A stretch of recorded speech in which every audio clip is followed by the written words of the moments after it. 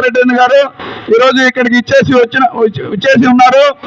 అందరూ బాబు జగజ్జీవన్ రామ్ నగర్ లో అన్న మన కనీసం పిల్లలు చదివించుకోవాలంటే ఒక స్కూల్ మార్గం లేదు.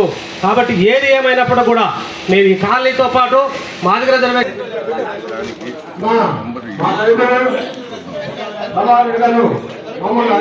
రెడ్డి కార్పొరేటర్ గారికి ఏ రోజైతే ఆదాల ప్రభాకర్ రెడ్డి గారు రూరల్ ఇన్ఛార్జిగా తీసుకున్నారో అభివృద్ధి లేక ఎదురుచూపులు చూస్తున్నటువంటి ఇలాంటి ప్రాంతాలన్నీ కూడా ఈరోజు అభివృద్ధి బాటలో పయనిస్తున్నాయంటే దానికి కారణం ఆదాల ప్రభాకర్ రెడ్డి గారని కూడా మీ అందరికి కూడా తెలియజేసినాను.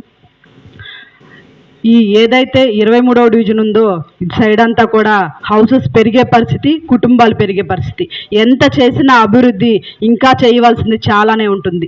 ఇలా ఎదురు చూపులు చూస్తున్నటువంటి ఈ ప్రాంతాలన్నిటికి కూడా ఈరోజు చీకట్లో ఉన్నటువంటి పరిస్థితి నుంచి వెలుగులోకి తీసుకొచ్చినటువంటి ఘనత ఆదాల ప్రభాకర్ రెడ్డి గారిదని కూడా మీ అందరికి కూడా తెలియజేసినాను. ఈరోజు దాదాపు చూసుకుంటే 1 కోటి రూపాయలతోటి ఇక్కడ రోడ్స్కి, డ్రైన్స్కి శంకుస్థాపన చేయడం జరిగింది. అదేవిధంగా ఏ సమస్య వచ్చినా కూడా పరిష్కరించాలి, అర్హులైనటువంటి ప్రతి ఒక్కరికి కూడా సంక్షేమం అందించాలని ఒక ఆలోచనతోటి ముందుకెళ్లే నాయకులు ఆదాల ప్రభాకర్ రెడ్డి గారని మీ అందరికి కూడా తెలియజేస్తూ 3,85,00,000 రూపాయల పనులకి శంకుస్థాపనలు చేసుకోవడం జరిగింది.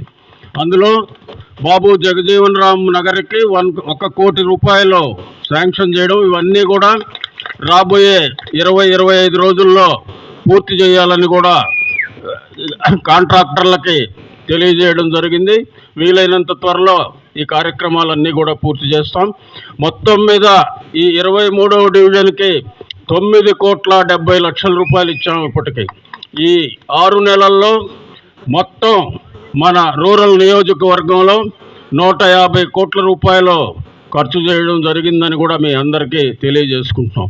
గతంలో దీంట్లో 25% కూడా జరగలేదు 4 సంవత్సరాల్లో. అది కూడా మనందరం గమనించాలి. ఎట్లా జరిగింది అంటే, నేను రాష్ట్రం నుంచి కొన్ని నిధులు, మున్సిపాలిటీ నుంచి కొన్ని నిధులు, సెంట్రల్ గవర్నమెంట్ నుంచి కొన్ని నిధులు, అంతేకాకుండా నా పార్లమెంటు నిధులు ఇవన్నీ క్రోడీకరించి ఈ అభివృద్ధి కార్యక్రమాల్లో వెచ్చించడం జరిగిందని కూడా మీ అందరికీ తెలియజేసుకుంటున్నాం. ఒక పక్క సంక్షేమ కార్యక్రమాలు ఏ విధంగా జరుగుతున్నాయో ముఖ్యంగా సోదరీమణులందరికీ కూడా తెలుసు.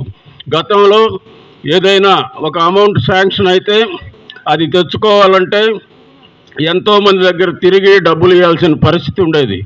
ఈరోజు అలాంటి పరిస్థితి లేకుండా మీ ఖాతాల్లో నేరుగా డబ్బు పడే విధంగా మన ముఖ్యమంత్రి జగన్మోహన్ రెడ్డి గారు తీసుకున్న నిర్ణయం అది సాహసోపేత నిర్ణయం. ఈరోజు పెన్షన్లో ఎవరి దగ్గరికి పోయి తీసుకోవాల్సిన పని లేదు, నేరుగా మీ ఇళ్లకు వాలంటీర్లు వచ్చి ఇచ్చే పరిస్థితి ఉంది. ఇట్లా అనేక కార్యక్రమాలు మహిళల ద్వారానే జరుగుతూ ఉన్నాయి. సచివాలయ వ్యవస్థ ఏర్పడింది. సచివాలయంలో మన స్థానికులకే ఉద్యోగాలు ఇవ్వడం జరిగింది. వాలంటీర్లు మన స్థానికులకే ఉద్యోగాలు ఇవ్వడం జరిగింది. మీరు ఎక్కడికి గతంలో ఎంఆర్ఓ ఆఫీసులు, కలెక్టర్ ఆఫీసులు ఇవన్నీ తిరిగే పని లేకుండా ఈరోజు నేరుగా మీ ప్రాంతంలోనే సచివాలయాన్ని ఏర్పాటు చేసి మీ సమస్యలకు పరిష్కార దిశ చూపడం జరిగింది. ఇట్లా అనేక కార్యక్రమాలు చేసుకుంటూ పోతున్నాం. ముఖ్యంగా మన ప్రభుత్వం విద్యకు, వైద్యానికి ఎంతో ప్రాముఖ్యతనిచ్చింది. పేదవాళ్ళు ఎవరైతే పిల్లల్ని చక్కగా చదివించుకుంటారో ఆ పిల్లలు అభివృద్ధిలోకి వస్తే ఆ కుటుంబాలు కూడా ఎంతో అభివృద్ధి చెందుతాయని కూడా ఈ సందర్భంగా తెలియజేసుకుంటున్నాం. ఇంగ్లీష్ మీడియం ప్రవేశపెట్టారు. ఆ ఇంగ్లీష్ మీడియం వల్ల మన పిల్లలు, పేద పిల్లలు రాష్ట్రంలో ఎక్కడికి పోయినా, విదేశాలకు పోయినా కూడా రాణించగలరని మీ అందరికి కూడా తెలియజేసుకుంటున్నాం. ఇన్ని కార్యక్రమాలు చేసిన జగన్మోహన్ రెడ్డిని మీరందరూ కూడా ఆశీర్వదించాల్సిన అవసరం ఉంది. నన్ను కూడా మీరు ఆశీర్వదించండి. రాబోయే రోజుల్లో 5 సంవత్సరాల్లో దగ్గర 1000 కోట్ల రూపాయలు తీసుకొచ్చి ప్రతి ప్రాంతాన్ని అభివృద్ధి చేస్తామని కూడా మీ అందరికి కూడా తెలియజేసుకుంటూ, మీకు నమ్మకం కుదరాలనే నేను కష్టపడి తంటాలు పడి 150 కోట్లు 6 నెలల్లో తీసుకురావడం జరిగిందని కూడా తెలియజేసుకుంటూ, మీరందరూ ఒక్కసారి ఆలోచించండి. ఒక్కసారి ఒక చిన్న తప్పు చేస్తే మనం 5 సంవత్సరాలు అనుభవించాల్సి ఉంటుంది. కాబట్టి మీరందరూ కూడా ఆలోచించి అభివృద్ధి కావాలన్నా అరాచకత్వం కావాలన్నా అనేది నిర్ణయం తీసుకోండి.